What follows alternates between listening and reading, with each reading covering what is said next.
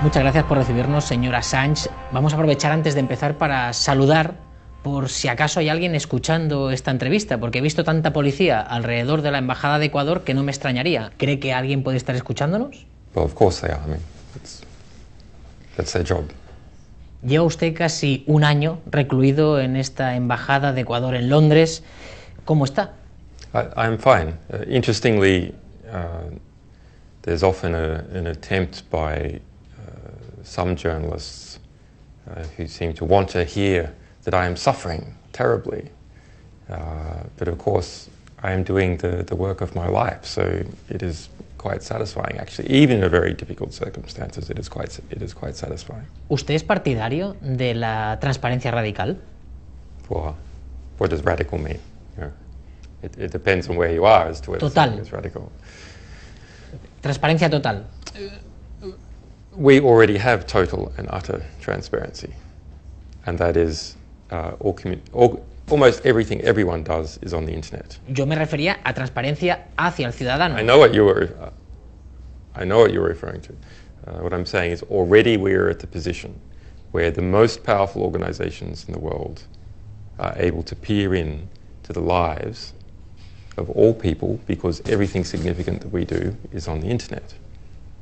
Our emails, our communications, our business transactions, our aeroplane tickets, flights, our bank transfers, etc. All the information is going up to those people who already have enormous power, spy agencies and their contractors. And therefore the only way of balancing this is for information to also flow the other way and for it to flow laterally. ¿Usted no envía ningún email? ¿Nunca? Not directly, through my lawyers. But for me, everything I say over email is something that can be used in espionage prosecution. So we have to be quite careful. Email and SMSs are the least secure of all the communications mediums. Yo vengo de un país, de España, en el que no tenemos, por ejemplo, ni ley de transparencia. ¿Qué le parece? In relation to the United States, you go, well, the United States has got a transparency law, but look at all the abuses it conducts. Of course, it's finding ways now to make everything classified and to hide everything from the public. Para usted, las leyes de transparencia, a veces los países, los gobiernos de los países las utilizan como coartada. Very, very, very frequent. If we look at the UK, when people wrote requests to UK government departments under the transparency law saying they are horrified that such a law exists, and it's quite funny to see the responses. What? People have rights to do that, and they're very, very surprised. And finally, they then understand, in fact, that there is such a law, and then they tend to comply with it very well. But then within a couple of years, they work out how they can twist the law and use this exemption. For example, we also made an application on the police here in Britain.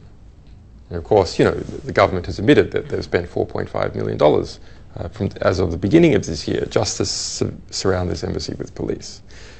But they won't hand over any documents under the Freedom of Information Act because they say it concerns an investigation. Well, there is no investigation. ¿Usted no cree que si los estados tuviesen una transparencia total serían ingobernables? That needs to be applied on a case-by-case basis. O sea, que usted le pone también límites a la transparencia. Not restrictions on transparency. This is not the default. The default must be that the state is completely transparent to the people, but the state may, in limited cases, apply to withhold information from the people for a limited period of time. ¿Se pueden hacer públicas informaciones que pongan en peligro la vida de terceros? Se lo digo por esta filtración que hizo Wikileaks, donde ustedes filtraron los nombres de fuentes diplomáticas junto a decenas de miles de cables. Y el cuerpo de la información dice que el Departamento de Estado americano y grupos de defensa de derechos humanos temían que la revelación de estas fuentes podían poner en peligro a estas personas. ¿Cree que esto es una imprudencia? Well, it's an absolute lie and an absolute propaganda disgrace. And I am so pissed off about this. Let's look at the reality. There is not a single claim by any government, including the US government, that any information that WikiLeaks has released in the past 6 years has ever resulted in physical harm to even a single person in any country in the world. So this is just like weapons of mass destruction.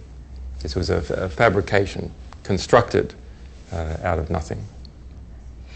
¿El límite para publicar una información es cuando uno cree que puede estar poniendo en peligro la seguridad de un Estado?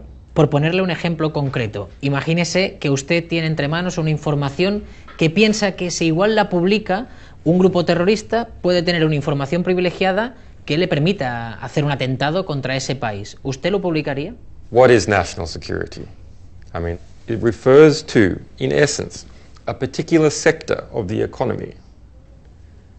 The national security sector of the economy. Those influence groups, those arms manufacturers, those generals, those bureaucrats who are all prospering and profiting from national security.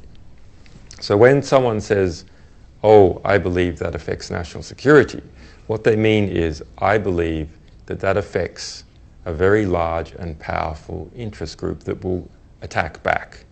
In the United States, right now, there are over 5 million people with security clearances. Over 1 million people with top secret security clearances. The majority of the people with top secret security clearances, who do they work for? The CIA, the Pentagon? No. They work for private military organizations in the United States. This is one of the ways that the United States government has worked out how to get around the Freedom of Information Act.